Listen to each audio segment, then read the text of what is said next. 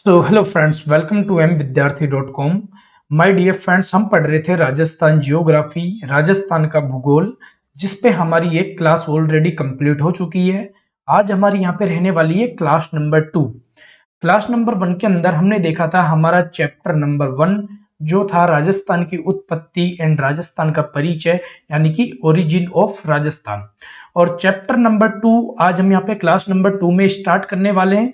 Chapter number 2 का नाम है राजस्थान की स्थिति एवं राजस्थान का विस्तार, यानी कि location and extension of Rajasthan.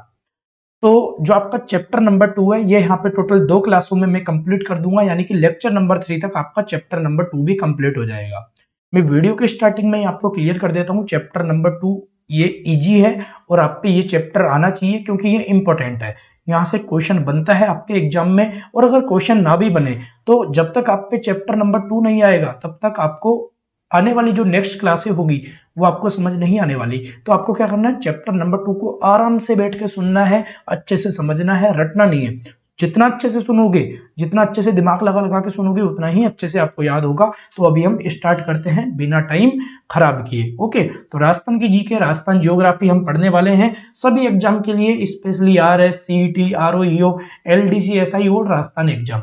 बिल्कुल एकदम हाई लेवल का पढ़ेंगे, तो कोई भी क्वेश्चन आपके यहाँ पे जो हम पढ़ाएंगे उसके बाहर नहीं आने वाला। ठीक है, तो अगर अभी तक आपने एम विद्यार्थी चैनल को सब्सक्राइब नहीं किया तो प्लीज सब्सक्राइब कीजिए और बेल आइकन को प्रेस कीजिए, जिससे आने वाली सभी वीडियोज की नोटिफिकेशन आपको मिल सके।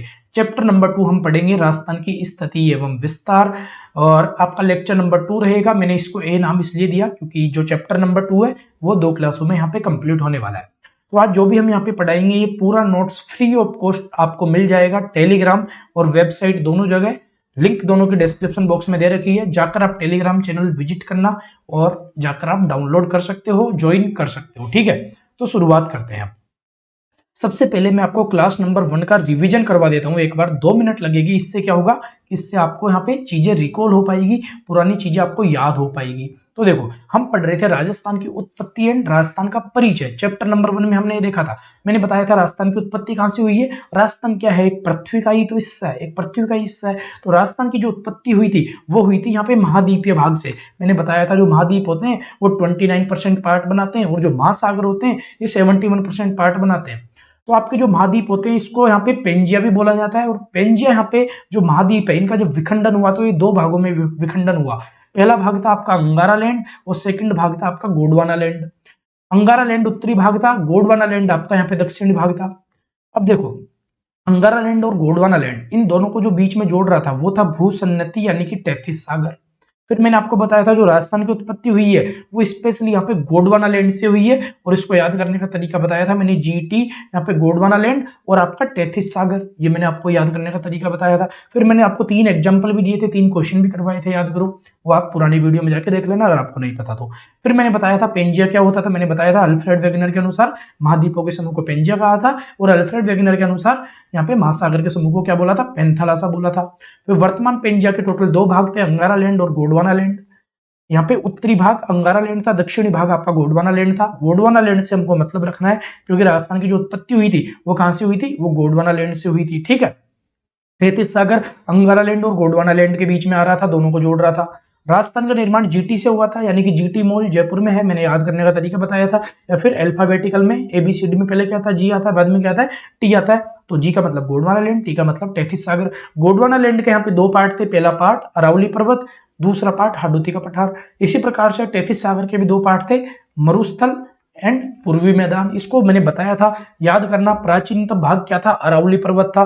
नवीनतम भाग क्या था, पूर्वी मैदान था। मैंने बताया था इसका आपको सीक्वेंस याद करना है। सीक्वेंस याद करने का तरीका यह था, सबसे पहले यहाँ पे चट्टानें आई थी, कठोर भाग आया था जो कि क्या था, अरावली पर्वत और हाडोती का पठार था। इसके बाद में आपके सॉफ्ट यानी कि यहाँ पे मुलायम चीज आई थी, वो क्या थी, आपके मरुस्थल थे और पूर्वी मैदान थे। तो नवीनतम भाग क्या हो गया, पूर्वी मैदान हो गया, और प्राचीनतम भाग क्या हो गया, अरावली पर्वतमाला हो गया।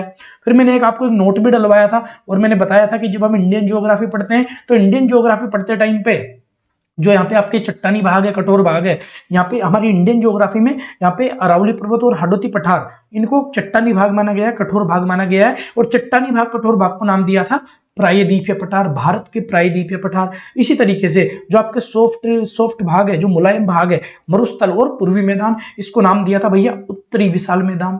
समझ गए, उत्तरी विशाल मैदान। ये चीजें आपको याद करनी होगी। सिंपल था, हमारी यहाँ पे क्लास नंबर 1 चैप्टर नंबर 1 खत्म हो गया था, कंप्लीट हो गया था। इसके बाद में बारी आती है चैप्टर नंबर 2 की। अब हमको चैप्टर नंबर 2 बिल्कुल आराम से समझना है, बैठ के तसल्ली से, शांति से चीजें आपको समझ आएगी। रटना नहीं है, समझना है। जहाँ रटना होगा वो अपने आप ही आप खुद ही रट लोगे, मैं भी बता दूंगा। ठीक है, तो शुरुआत करते हैं। अब देखो, चैप्टर नंबर 2 का नाम है राजस्थान की स्थिति एवं विस्तार। देखो, अपने आप में ये दो टॉपिक है, राजस्थान की स्थिति पहला टॉपिक, विस्तार दूसरा टॉपिक। ठीक है, अब देखो लोकेशन एंड एक्सटेंशन। ओके, अब देखिए स्थिति के अंदर भी अपने आप में यहाँ पे दो टॉपिक है, स्थिति के अंदर भी दो टॉपिक है। पहला टॉपिक अक्षांश, दूसरा टॉपिक देशांतर। देखो हम यहाँ पे क्या करने वाले हैं, हम यहाँ पे देखने वाले हैं कि राजस्थान की स्थिति क्या है, कहाँ पे है राजस्थान, कहाँ पे है इस पृथ्वी में राजस्थान, कहाँ पे है, ये हम देखने वाले हैं चैप्टर नंबर 2 के अंतर्गत।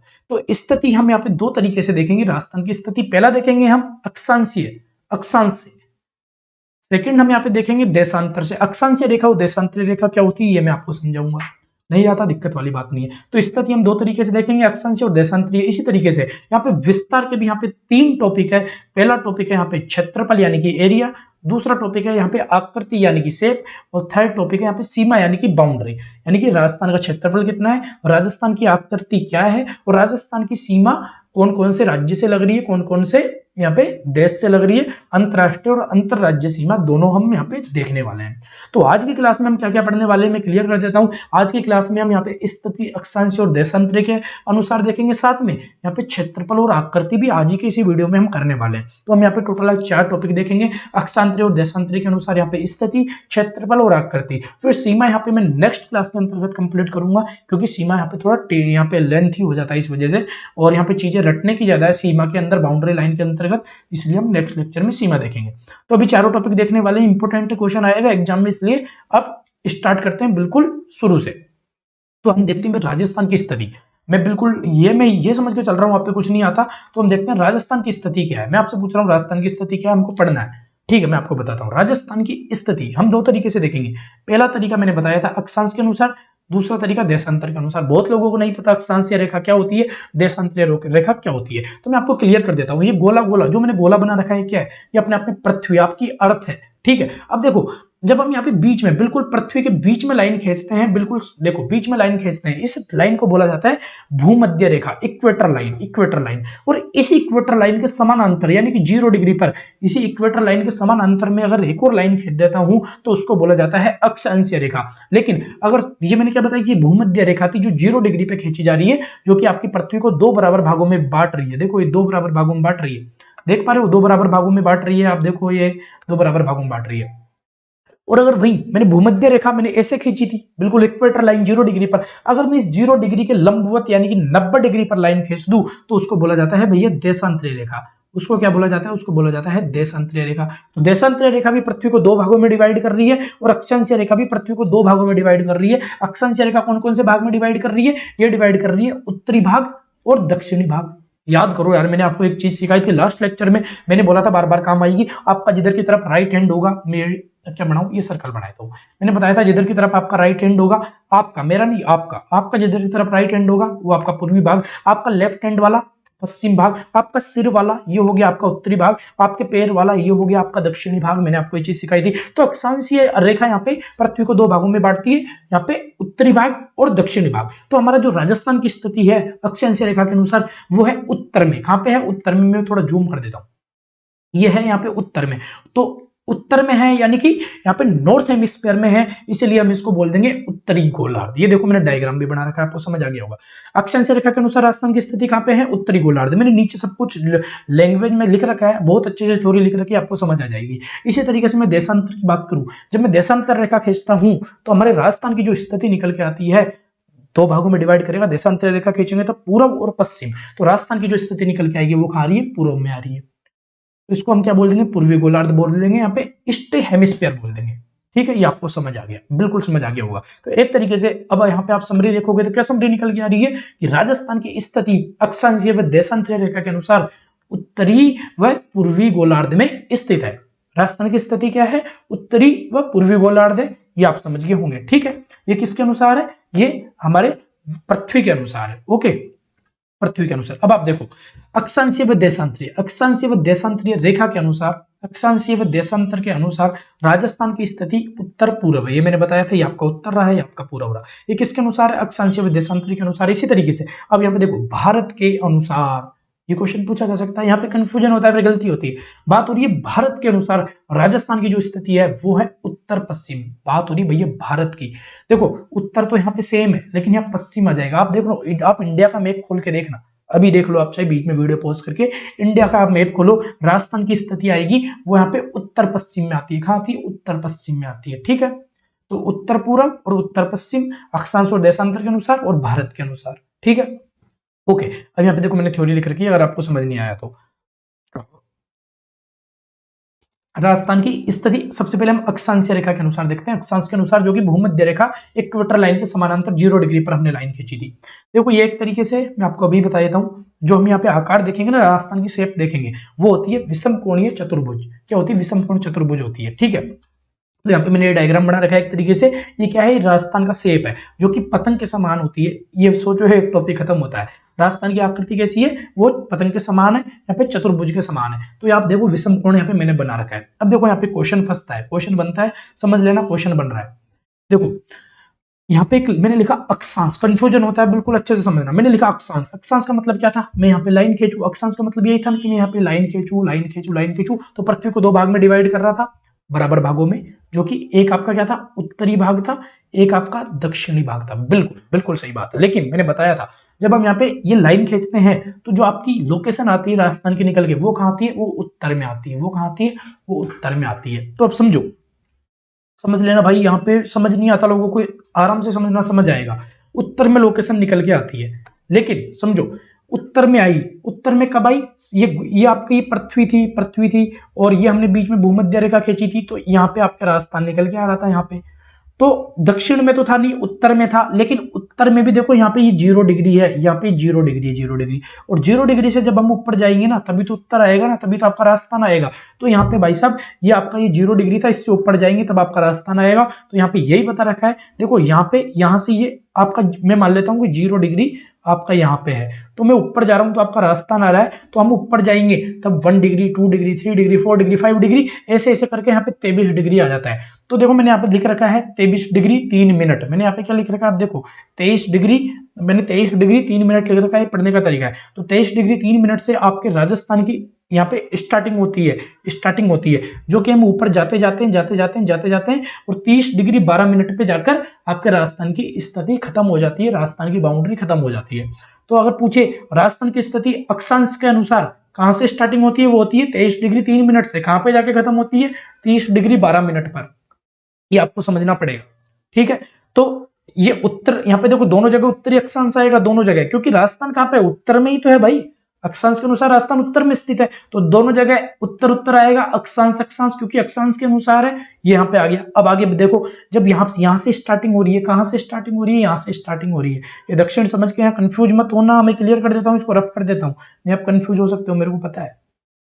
तो आपके राजस्थान की स्टार्टिंग कहां से हुई? उत्तर में हुई, और वो भी कहां से हुई? 0 डिग्री से ऊपर बढ़े, 1 2 3 4 5 23 डिग्री से स्टार्टिंग हुई, 23 डिग्री 3 मिनट और 30 डिग्री 12 मिनट में जाकर समाप्त होता है।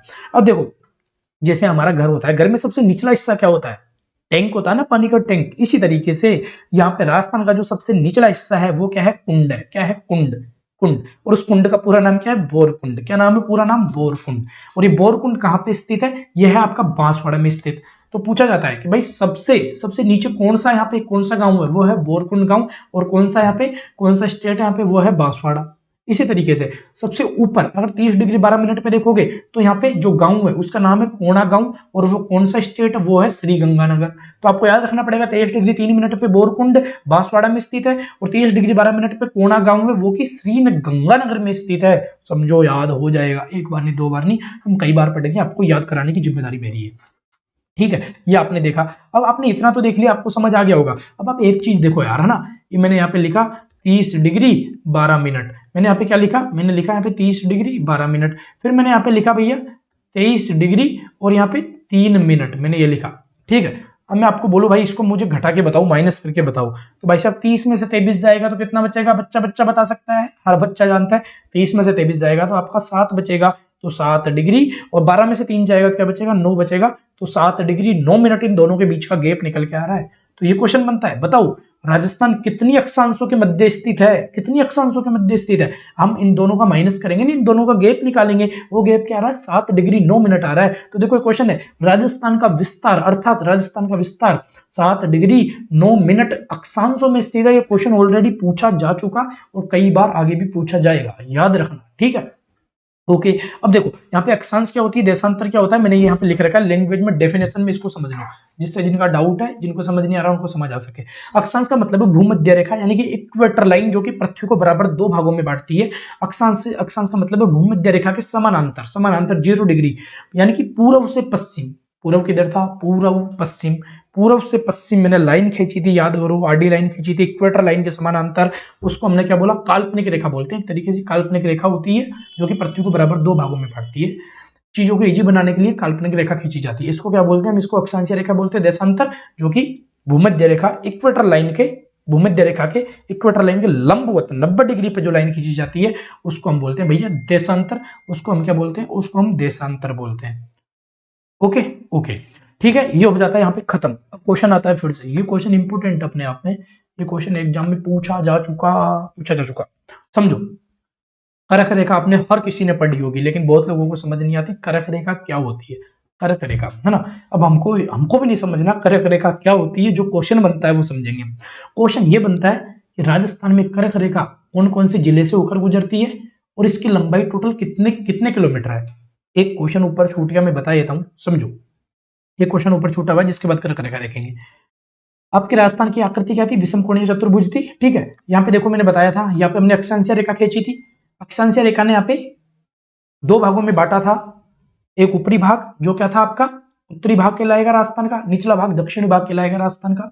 तो इन दोनों की जो बीच में डिस्टेंस निकल के आ रही थी ना, ये डिस्टेंस जो निकल के आ रही थी, ये टोटल 826 किलोमीटर निकल के आ रही थी। मैंने नीचे लिख रखा है, अभी बता दूंगा। 826 किलोमीटर निकल के आ रही है, क्वेश्चन बन जाता है एग्जाम में, इसलिए याद रखना 826 किलोमीटर। और कितने अक्षांश, 7 डिग्री 9 मिनट, ये आपके अक्षांश थे। ठीक है, ये यहाँ पे याद रखना 826 किलोमीटर, जो कि अक्षांशीय रेखा खींची तो यहाँ पे उत्तरी भाग और दक्षिणी भाग के बीच की दूरी निकल के आ रही है। अब देखो यहाँ पे जो करक रेखा है ना, करक रेखा का यहाँ पे एक और नाम होता है, करक रेखा का यहाँ पे दूसरा नाम होता है करक रेखा। ये इसको आइनांत, उत्तरी आइनांत भी बोला जाता है। उत्तरी आइनांत क्यों बोला, क्योंकि आपका राजस्थान कहाँ पे स्थित है, उत्तर में स्थित है, इसलिए इसको उत्तरी आइनांत भी बोला। देखो जो यहाँ पे कर्क रेखा होती है ना, राजस्थान में टोटल 2 स्टेट से होकर गुजरती है। पहला यहाँ पे बांसवाड़ा, दूसरा यहाँ पे डूंगरपुर। जब मैं डायग्राम बनाऊंगा वहां भी इसको आपको बताऊंगा। तो यहाँ पे टोटल 2 स्टेट से होके, 2 राज्य से होकर गुजरती है। और अगर मैं बात करूं अपने इंडिया में, अपने इंडिया के मैप में, तो टोटल 8 राज्यों से होकर गुजरती है, 8 राज्यों से। और इसी तरीके से अपने राजस्थान में टोटल 2 डिस्ट्रिक्ट से होकर गुजर रही है, जो कि आपका क्या क्या है, डूंगरपुर एंड बांसवाड़ा। ठीक है, ये आपको याद रखना होगा। और इसकी लंबाई पूछी जाती है, ये क्वेश्चन ऑलरेडी बन चुका। राजस्थान में इसकी लंबाई टोटल 26 किलोमीटर है, जो कि डूंगरपुर और बांसवाड़ा से होकर ये गुजर रहा है। ठीक है, अब आपको ये याद रखना पड़ेगा, मैंने आपको समझा दिया। देखो इतना टाइम लिया, आपको समझ डेफिनेटली आया होगा। नहीं समझ आया, वीडियो को आप बैक करके फिर से देख सकते हो। अक्षांश के अनुसार मैंने आपको राजस्थान की स्थिति बता दी थी। अब हम देखने वाले हैं देशांतर के अनुसार राजस्थान की स्थिति। तो देखो मैंने बताया था राजस्थान की आकृति कैसी थी, विषम कोणीय चतुर्भुज थी। ठीक है, ये मैंने यहाँ पे बना रखा है। अब देखो जिस तरीके से 23-3 और 30-12 था, सबसे नीचे क्या था, 23-3 ऊपरी ऊपर क्या था, 30-12 वो कहाँ था, भूमध्य रेखा से हम ऊपर जा रहे थे उत्तरी भाग में, तो राजस्थान की स्टार्टिंग होती थी। अब बताओ, मैंने देशांतर रेखा के अनुसार आपको बताया था, वो हमारा राजस्थान किधर स्थित था, पूर्व में स्थित था। किसके अनुसार, राजस्थान के अनुसार। तो मैंने यहाँ पे दोनों जगह पूर्व लिख दिया, पूर्व। उधर बोरकुंड था और उधर एक क्या था आपका, बोरकुंड था और कोना गांव था। आपको ये चीज याद रखनी पड़ेगी। नीचे नीचे आपका बांसवाड़ा था और ऊपर ऊपर क्या था आपका, श्रीगंगानगर था। ठीक है, अब देखो जब मैं यहाँ पे देशांतर रेखा की बात होती है, तो यहाँ पे हम ये लाइन खींचेंगे, ये लाइन इस तरीके से लाइन खींचेंगे, ये आपके भूमध्य रेखा इक्वेटर लाइन के लंबवत होती है।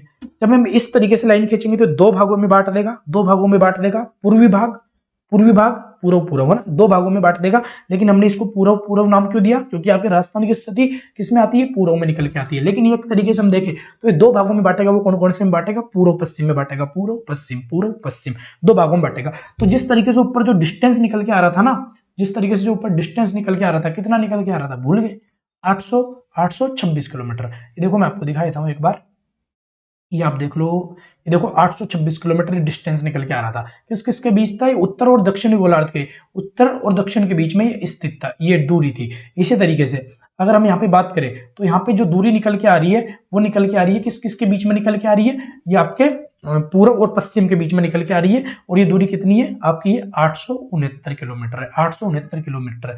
आपसे मैं एक ओनली नॉलेज के लिए बताता हूँ, आप राजस्थान का मैप खोल के देखना, जो आपका पश्चिम में आता है वो जैसलमेर होता है, जो आपका पूर्व में आता है वो आपका धौलपुर होता है। तो धौलपुर और जैसलमेर के बीच की दूरी कितनी हो गई, 869 किलोमीटर हो गई। इस तरीके से क्वेश्चन बनता है, वो जब हम मैप याद करेंगे ना, जब एक एक डिस्ट्रिक्ट याद करेंगे वह सब में बताऊंगा। तो आपके राजस्थान की स्थिति देशांतर के अनुसार ये पूर्व में थी, पूर्वी देशांतर मैंने इसको बोला।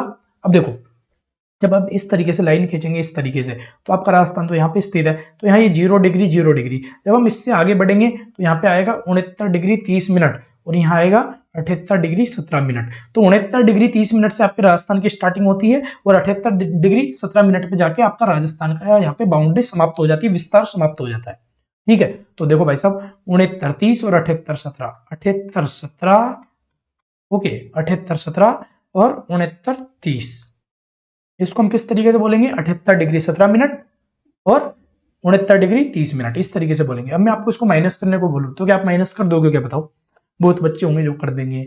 78 में से 69 तो माइनस हो जाएगा, लेकिन 17 में से 30 माइनस नहीं होगा, कैसे होगा, 17 छोटी संख्या है, 30 बड़ी संख्या है। तो देखो यहाँ पे मैं आपको बता देता हूँ, 1 डिग्री के अंतर्गत आपके टोटल 60 मिनट होते हैं, 1 डिग्री के अंतर्गत आपके टोटल 60 मिनट होते हैं। तो अपन ये कर सकते हैं ना, 78 को अपन इसमें से 1 डिग्री कम कर लेते हैं, 1 डिग्री कम कर लेते हैं, 78 की जगह 77 कर लिया, और 1 डिग्री में कितने, 1 डिग्री में कितने मिनट होते हैं, 1 डिग्री में 60 मिनट होते हैं। तो यहाँ पे 17 मिनट तो पहले से ही थे, 60 मिनट में एक्स्ट्रा ऐड करूंगा क्योंकि मैंने यहाँ पे 1 डिग्री कम किया है। तो यहाँ पे कितना हो जाएगा, 60 और 17 कितना हो जाएगा, 77 हो जाएगा। तो 77 डिग्री 77 मिनट ये हो जाएगा, हम कैलकुलेट करेंगे कुछ यहाँ पे। और ये 69 डिग्री आपका पहले से था और 30 मिनट पहले से था। आप इसको माइनस करोगे तो क्या निकल के आएगा, 77 में से 69 जाएगा तो आपका 8 होगा, 8 डिग्री, और 77 में से 30 आएगा, 30 जाएगा तो बचेगा आपका 8 डिग्री 47 मिनट। मैं इसको लिख देता हूं, 8 डिग्री और 47 मिनट, 8 डिग्री 47 मिनट। समझ गए, ये यहाँ पे क्या है, ये क्वेश्चन बनेगा, राजस्थान का विस्तार कितने देशांतरों के बीच में स्थित है। जिस तरीके से अक्षांशों का क्वेश्चन बना था ना पीछे, इसी तरीके से देशांतर का क्वेश्चन बनेगा। वो पीछे जाके देखो, अक्षांश का मैंने बताया है, इसी तरीके से मैं देशांतर का बता रहा हूँ। 8 डिग्री 47 मिनट यहाँ पे निकल के आता है। देखो नीचे मैंने लिख भी रखा है, ये देखो कटरा गांव, जिस तरीके से वहां पे नीचे क्या था बोरकुंड, ऊपर क्या था कोना गांव। इसी तरीके से यहाँ पे लेफ्ट साइड यानी कि पश्चिम में क्या है कटरा गांव, वो क्या है जैसलमेर, राइट साइड में क्या है सीलाना गांव, और वो क्या है धौलपुर। ये क्वेश्चन सीरियसली क्वेश्चन आते हैं, देखो कितने सिंपल क्वेश्चन है लेकिन एग्जाम में आते हैं। और छोटे एग्जाम होंगे ना आपकी सीईटी एलडीसी जैसे, उनमें ये क्वेश्चन आएगा, यहाँ से क्वेश्चन बनता है। तो 8 डिग्री 47 मिनट देशांतरों में राजस्थान का विस्तार है। देशांतर रेखाओं को समय एवं तिथि रेखा भी कहा जाता है। अब ये क्वेश्चन बनता है, ये क्वेश्चन बनता है, यहाँ से आपसे कैलकुलेट कराया जाएगा। मैं 1 मिनट, ओके। अब देखो, अर्थात देशांतर रेखाओं को जो लंबवत खींची थी भूमध्य रेखा के, को समय एवं तिथि रेखा भी कहा जाता है। समय एवं तिथि रेखा क्यों कहा, क्योंकि देशांतर रेखाओं के अनुसार हम समय का पता कर सकते हैं, टाइम का पता कर सकते हैं, ठीक है, डेट का पता कर सकते हैं। समय एवं तिथि रेखा कहा जाता है। ऐसा क्यों, देखो जो 1 डिग्री देशांतर का मिनट होता है 4 मिनट, और 1 डिग्री देशांतर का मतलब तो क्या हो गया था, 4 मिनट हो गया था, और 1 मिनट देशांतर का मतलब होता है 4 सेकंड। समझो इसको, देखो मैंने यहाँ पे बिंदी लगा रखी है, इसका मतलब है डिग्री। 1 डिग्री देशांतर का मतलब 4 मिनट, और 1 मिनट देशांतर का मतलब है 4 सेकंड। अब यहाँ पे मैं क्वेश्चन करवाता हूँ आपको, जब क्वेश्चन समझ आएगा। चलो क्वेश्चन कर लेते हैं। 1 डिग्री देशांतर का मतलब 4 मिनट, और 1 मिनट देशांतर का मतलब 4 सेकंड है। सबसे पहले हम देखते हैं 8 डिग्री 47 मिनट क्या आ रहा था, गैप निकल के आ रहा था पूर्व से लेके पश्चिम में देशांतर के अनुसार हम देखें तो 8 डिग्री को सबसे पहले मैं मिनट में कन्वर्ट करता हूं। तो 8 से 4 को गुना करो तो ये आपका 32 मिनट निकल के आएगा। इसी तरीके से मैं यहाँ पे आपके यहाँ पे कितने थे, 47 मिनट थे, 47 मिनट थे। 47 मिनट को मैं यहाँ पे 4 से गुना करूंगा, सेकंड में कन्वर्ट करना है, तो 47 इंटू 4 करोगे आप तो ये आएगा 40 80 और 80 80 160 और ये 14 और ये 28, ओके 188 निकल के आएगा, 188। तो आपका ये क्या हो जाएगा, 188 सेकंड हो जाएगा। अब हम 188 सेकंड को भी मिनट में कन्वर्ट करें तो क्या होगा, एक मिनट में 60 सेकंड होते हैं, 3 मिनट में 180 सेकंड हो जाएंगे, तो 180 सेकंड में 3 मिनट हो जाएंगे, तो 32 प्लस 3 35 मिनट, 35 मिनट और कितने सेकंड बाकी रह गए आपके बाद में, 8 सेकंड बाकी रह गए। तो 35 मिनट 8 सेकंड यहाँ पे गैप निकल के आता है किस किस के बीच में, आपका जैसलमेर और आपका धौलपुर। पश्चिम में क्या था, जैसलमेर था जो कि लास्ट था, लास्ट डिस्ट्रिक्ट था। इसी तरीके से धौलपुर गांव कौन सा था, गांव था आपका यहाँ पे इधर से कटरा गांव, कटरा गांव जो कि पश्चिम में था जैसलमेर में, और सिलाना गांव धौलपुर में। तो क्वेश्चन बनता है, बताओ ये क्वेश्चन बनेगा भाई साहब, जैसलमेर और धौलपुर के बीच में कितना टाइम का गैप होता है, तो आप बोलोगे भाई साहब 35 मिनट 8 सेकंड का गैप होता है। फिर क्वेश्चन बनता है, कि फॉर एग्जांपल ये एक एग्जांपल ले रहे हैं ना, फॉर एग्जांपल अपन मान रहे हैं कि धौलपुर में जो सूर्योदय होता है ना वो पहले हो जाता है, किससे पहले हो जाता है, ये आपका जैसलमेर से पहले हो जाता है। तो क्वेश्चन बनता है कि भाई साहब, क्वेश्चन दे दिया जाएगा कि धौलपुर में अगर 6 बजे सूर्योदय हुआ तो बताओ जैसलमेर में कितने बजे होगा, तो कितने बजे होगा, 35 मिनट 8 सेकंड आपको ऐड कर देना है। इस तरीके से आपको याद रखना है, ये क्वेश्चन आपको बताना होगा। तो यहाँ पे कितने बजे होगा, मैंने माना कि यहाँ पे धौलपुर में 6 बजे सूर्योदय हुआ, सनराइज हुआ, तो जैसलमेर में यहाँ पे कब होगा, 6:35 8 सेकंड पे सूर्योदय होगा। इसी तरीके से सूर्यास्त जो सनसेट होगा वो आपका धौलपुर में पहले हो जाएगा और यहाँ पे जैसलमेर में बाद में होगा। आपको ये चीज याद रखनी पड़ेगी। ओके, राजस्थान के पूर्व एवं पश्चिम के मध्य समय अंतराल 35 मिनट 8 सेकंड है, ये मैंने आपको बता दिया, इतना डीपली पढ़ा दिया यार। अब और क्या करें। अब देखो राजस्थान का विस्तार, स्थिति खत्म होती है अक्षांशीय और देशांतरीय रेखा के अनुसार। अगला आता है राजस्थान का विस्तार। विस्तार में मैंने आपको बताया था, हम क्षेत्रफल देखेंगे, आकृति देखेंगे, सीमाएं देखेंगे। आकृति तो मैंने आपको बता दी, एक लाइन थी, विषम कोणीय चतुर्भुज है, टीएच हेंडले के अनुसार। फिर बचता है विस्तार। अब देख लो विस्तार भाई साहब, विस्तार में हम क्षेत्रफल देखने वाले हैं। अब बताओ राजस्थान का क्षेत्रफल बच्चा जानता है, शुरू से पढ़ते हुए आ रहे, फिर भी याद नहीं रहता, किस तरीके से याद रखना है। राजस्थान का क्षेत्रफल हम यहाँ पे 2 यूनिट में देखने वाले हैं। जो आपकी पहली यूनिट है वो है किलोमीटर स्क्वायर, इसको बोलते हैं वर्ग किलोमीटर। सेकंड यूनिट है वो है माइल स्क्वायर, इसको बोलते हैं वर्ग मील। क्या बोला, वर्ग मील बोला। एक तरीके से मैं आपसे छोटा सा एग्जांपल पूछता हूं, बताओ ग्राम बड़ी यूनिट है या फिर किलोग्राम बड़ी यूनिट है। किलोग्राम बड़ी यूनिट है, मैंने बोला भाई साहब 1 किलो, मैंने बोला 1 किलो और 1000 ग्राम, दोनों की बात एक ही है, वजन दोनों का बराबर है, लेकिन बड़ी यूनिट कौन सी है, किलोग्राम है। लेकिन नंबर किसका छोटा है, किलोग्राम का नंबर छोटा है, एक ही है। इसी तरीके से ग्राम यूनिट तो छोटी है लेकिन इसका नंबर बड़ा है, 1000 नंबर बड़ा नंबर। इसी तरीके से जो वर्ग किलोमीटर है कि यहाँ पे यूनिट तो छोटी है लेकिन इसका नंबर बड़ा है। इसी तरीके से जो आपका वर्ग मील है, मील स्क्वायर है, ये आपकी यूनिट तो बड़ी है लेकिन इसका नंबर छोटा है। अब देखो गौर करके दिखेगा, राजस्थान का क्षेत्रफल हम 2 तरीके से देखते हैं, वर्ग किलोमीटर और वर्ग मील में। तो वर्ग किलोमीटर में जो यहाँ पे क्षेत्रफल निकल के आता है वो आता है 3,42,239 किलोमीटर, 3,42,239 किलोमीटर। और जो यहाँ पे वर्ग मील में जो यहाँ पे क्षेत्रफल निकल के आता है वो आता है 1,32,139 किलोमीटर, 1,32,139 वर्ग मील, मील स्क्वायर। तो इसको आप याद रखो 132 139 ऐसे करके 132 139, इसको याद रखो 3,42,239 वर्ग किलोमीटर। सिंपल है बिल्कुल, याद तो आपको रखना पड़ेगा यार, तभी चीजें याद होगी। सिंपल है ना। मील यहाँ पे बड़ी यूनिट है, किलोमीटर यहाँ पे छोटी यूनिट है। अब आगे देखो, राजस्थान की दृष्टि, क्षेत्रफल की दृष्टि से राजस्थान का जो स्थान है ना वो कौन सा स्थान है, वो पहला स्थान है राजस्थान का। भारत में सबसे बड़ा पहले नंबर पे आता है राजस्थान, लेकिन अगर पॉपुलेशन की बात करें तो 7वें नंबर पे आता है कौन, राजस्थान। ठीक है, और क्षेत्रफल की दृष्टि से पहले नंबर पे आता है। ये आपको पता होगा, नहीं पता तो अब नॉलेज के लिए आप ऐड कर लीजिए। क्षेत्रफल की दृष्टि से भारत में राजस्थान का प्रथम स्थान है, फर्स्ट स्थान है। अब देखो राजस्थान में क्षेत्रफल की दृष्टि से सबसे बड़ा जिला, ये भाई साहब क्वेश्चन अभी आया था जब लैब असिस्टेंट का एग्जाम हुआ था, वीडियो का एग्जाम हुआ था, दोनों जगह ये क्वेश्चन पूछा गया था। अब देख लो इंपॉर्टेंट है, देखो आज के लेक्चर से क्वेश्चन बनता ही यार, ये इंपॉर्टेंट लेक्चर आज का, इसीलिए मैं इसको टाइम दे रहा हूँ। तो क्वेश्चन बनता है, यहाँ से कई तरीके क्वेश्चन बनेंगे, मैं 2-3 तरह के क्वेश्चन बनेंगे, सब बना के बताऊंगा। सबसे पहले बनेगा राजस्थान का सबसे बड़ा जिला कौन सा क्षेत्रफल के अनुसार, तो सबसे बड़ा जिला जाता है वो आंसर जाता है जैसलमेर। इसका क्षेत्रफल है वो है 401 किलोमीटर स्क्वायर। और सबसे छोटा जिला है वो है भैया धौलपुर, और इसका यहाँ पे क्षेत्रफल है 3034 किलोमीटर, यानी कि 3034 वर्ग किलोमीटर। यहाँ पे क्वेश्चन बनता है। अगला क्वेश्चन बनता है, यहाँ पे जो राजस्थान है इसका यहाँ पे आपको क्या बताना है, इसका आपको यहाँ पे सीक्वेंस बताना है कि सबसे बड़ा जिला कौन सा, उससे छोटा जिला कौन सा, उससे छोटा जिला, उससे छोटा जिला। तो ये क्वेश्चन जहां तक बनता है, इसका मैंने ट्रिक बना रखा है एक, और इसका ट्रिक है भैया आपको ट्रिक के लिए याद रखना है, यहाँ पे मैं कुछ बता रहा हूं आपको, जे बी बी जे, क्या याद रखना है, J B B J, J B B J आपको याद रखना पड़ेगा। तो यहाँ पे पहले जे का मतलब है जैसलमेर, पहले बी का मतलब है बीकानेर, दूसरे बी का मतलब है बाड़मेर, और सेकंड जे का मतलब है जोधपुर। तो कैसे याद रखना है, J B B J, Jaisalmer, Bikaner, Barmer, Jodhpur. आपको ये सब नंबर वगैरह याद ना रहे तो कोई दिक्कत नहीं है, कोई आपको कोई यहाँ पे कोई बड़ी बात नहीं नंबर याद करना, कोई इनको याद मत करो।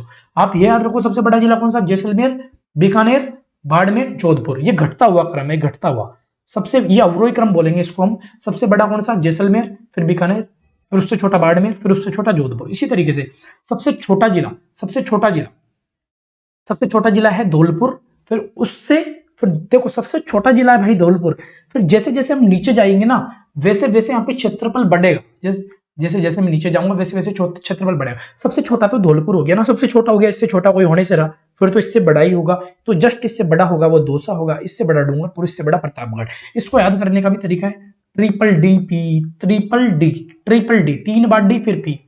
आपने देखा होगा जो गांव के छोटे बच्चे होते हैं ना, जो शुरू शुरू में नए नए फेसबुक चलाते हैं, गांव का हो या शहरों का हो, जो नया नया बंदा फेसबुक इंस्टाग्राम चलाता है ना, तो बार बार डीपी चेंज करता है, दिन में 3 बार डीपी चेंज करता है। इस तरीके से आपको याद रखना है, 3 बार डीपी चेंज करेगा, यानी कि 3 बार डीडीडीपी। लेकिन गलती यहाँ हो जाती है कि डी का मतलब कभी दौसा समझ लेते हैं, कभी डूंगरपुर समझ लेते हैं। तो पहले डी का मतलब है धौलपुर, सबसे छोटा धौलपुर, सबसे बड़ा जैसलमेर, सबसे बड़ा जैसलमेर, सबसे छोटा धौलपुर। पहले डी का मतलब धौलपुर, दूसरे डी का मतलब है दौसा, दूसरे डी का मतलब है दौसा, यानी कि धौलपुर दौसा से भी छोटा है और दौसा धौलपुर से भी बड़ा है। तीसरे डी का मतलब है डूंगरपुर, याद करो डूंगरपुर बांसवाड़ा में होकर आपकी कर्क रेखा जा रही थी।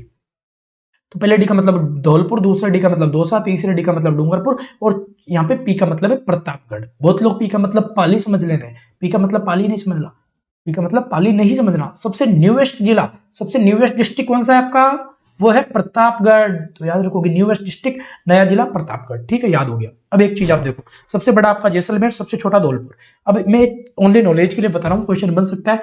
जैसलमेर का क्षेत्रफल कितना, 38,401 किलोमीटर, कितना, 38,401 किलोमीटर। धौलपुर का क्षेत्रफल कितना, 3,034 वर्ग किलोमीटर, ये वर्ग किलोमीटर दोनों ना।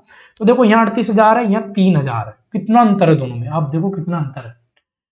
ये लगभग 11 से 12% अंतर है, 11 से 12%, यानी कि अपने अकेला जैसलमेर, अकेला जैसलमेर कम से कम 11 से 12 धौलपुर बना सकता है।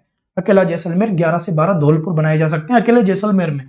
जैसलमेर इतना बड़ा है, आप देख लो।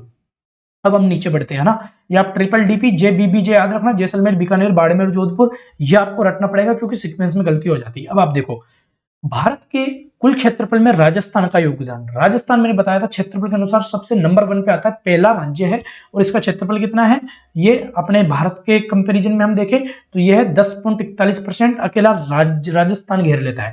सेकंड, विश्व के कुल क्षेत्रफल में राजस्थान का योगदान वो है 0.25%। अगर मैं बात करूं भारत का विश्व में क्षेत्रफल, तो वो है भैया 2.42 क्षेत्रफल, सॉरी 2.42%। और भारत का, राजस्थान का भारत में ये हो गया आपका, फिर से देखते हैं, भारत के कुल क्षेत्रफल में राजस्थान का योगदान वो है 10.41%, क्योंकि पहले नंबर पर है।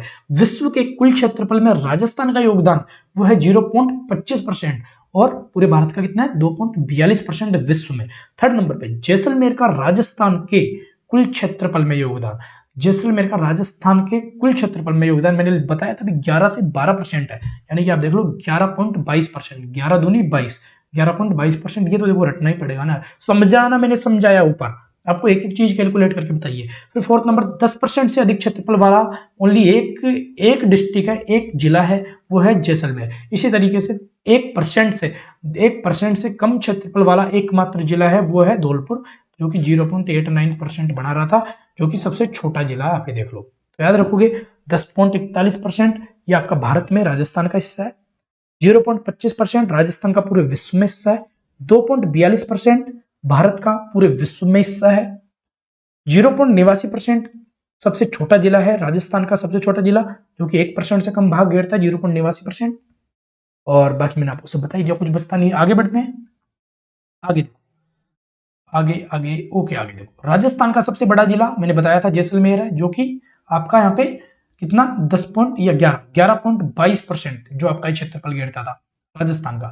सबसे बड़ा जिला कौन सा है? सबसे बड़ा जिला जो कि आपका जैसलमेर है। राजस्थान के सबसे छोटे जिले धौलपुर से 12.16 गुना अधिक है, मैंने बताया था 12। अकेले जैसलमेर में 12 धौलपुर खड़े किए जा सकते हैं, देख लो, और वो भी 12.66 गुना। ठीक है, मैंने आपको क्षेत्रफल भी बताया था, 3000 के समथिंग था किसका? धौलपुर का, और 38,000 के समथिंग किसका था? आपका इधर से जैसलमेर का था। फिर देखो, विश्व के कुल क्षेत्रफल में भारत का योगदान मैंने बताया था 2.42%, मैंने बता दिया था। अब आप देख लो यहाँ पे, ये लास्ट है, यहाँ पे लास्ट है जो आप मैंने दिखा रखा है, देखो। अब देखो मजा आएगा आपको भी पढ़ने में ना। प्रमुख देश, और ये आपका अकेला राजस्थान। अकेला राजस्थान किस किस को टक्कर दे रहा है? देखो, अकेला राजस्थान यहाँ पे जर्मनी को टक्कर दे रहा है। जो जर्मनी है वो राजस्थान के बराबर है। आप देखो, अकेला राजस्थान एक देश के बराबर है। किसके बराबर? जर्मनी के बराबर।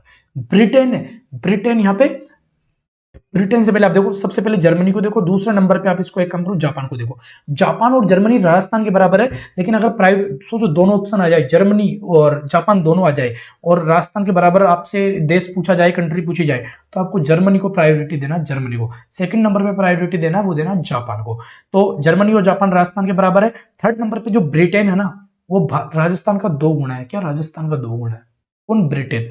आप याद करो, ब्रिटेन ने, अंग्रेजों ने हमारे ऊपर 200 साल तक राज किया था। 200 साल तक, 200 मतलब 2 गुना, 200 मतलब 2 गुना।